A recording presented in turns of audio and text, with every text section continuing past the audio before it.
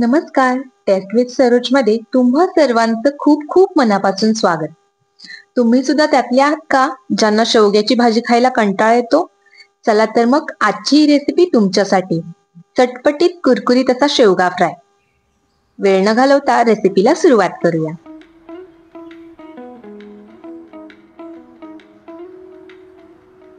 इथे मी 2 शेवग्याच्या शेंगा स्वच्छ धुवून त्याची साले काढून त्याचे अशा प्रकारे 2 इंचाचे तुकडे कट करून घेतले आहेत आणि त्या तुकड्यांना पुन्हा 3 उभ्या भागात कट करून आतमधील बी काढून घेतले आहे. शेवगा घेताना जास्त झून किंवा जास्त कोवळा नसावा, मध्यम आकारामधील घ्यावा. आता मी एका भांड्यामध्ये ग्लासभर पाणी गरम करत ठेवले आहे आणि यामध्ये 1 चमचा मीठ घातले आहे. आपण या पाण्यामध्ये शेवग्याच्या शेंगा वाफवून घेणार आहोत. आता यामध्ये शेंगा घालून 5 मिनिटे याला वाफवून घेऊ. बघा आता 5 मिनिटे झाले आहेत. आता आपण गॅस बंद करून शेंगामधील पाणी गाळून शेंगा निथळायला चाळणीमध्ये ठेवून देऊ.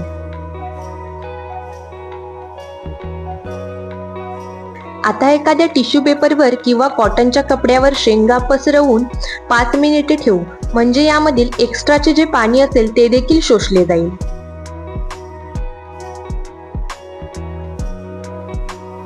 आता एका भांड्यामध्ये या उकडलेल्या शेंगा घेऊ. बघा, शेंग इतपत उकडलेली असावी, तिचा जास्त लगदा होईपर्यंत उकडू नये. यामध्ये आता पाव चमचा हळद घातली आहे, 1 चमचा लाल तिखट घातले आहे. आपण शेंगा उकडताना त्यामध्ये मीठ घातले होते, त्यामुळे मी आता फक्त पाव चमचा मीठ घातले आहे आणि पाव चमचा यामध्ये आले लसूण पेस्ट घालायचे आहे. आता हे साहित्य हाताने मिक्स करून शेंगांना लावून घेऊ.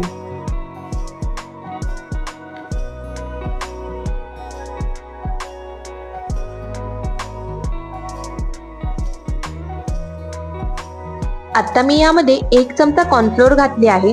तुम्ही याच्याऐवजी तांदळाचे पीठ देखील घेऊ शकता. आता हे हाताने मिक्स करून घेऊ.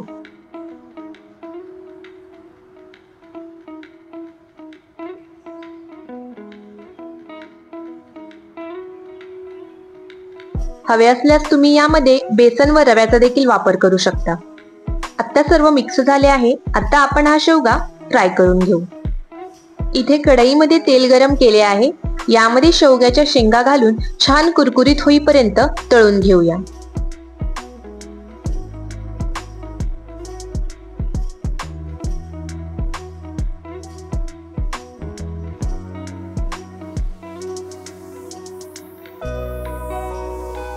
शेवगा उकडलेला असल्यामुळे तळायला जास्त वेळ नाही लागत.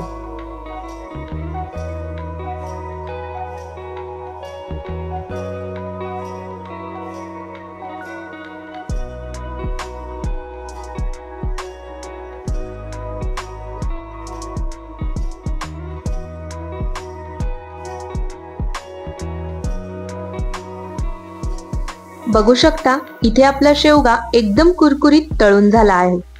आपण हा झाऱ्यामध्ये काढून घेऊया.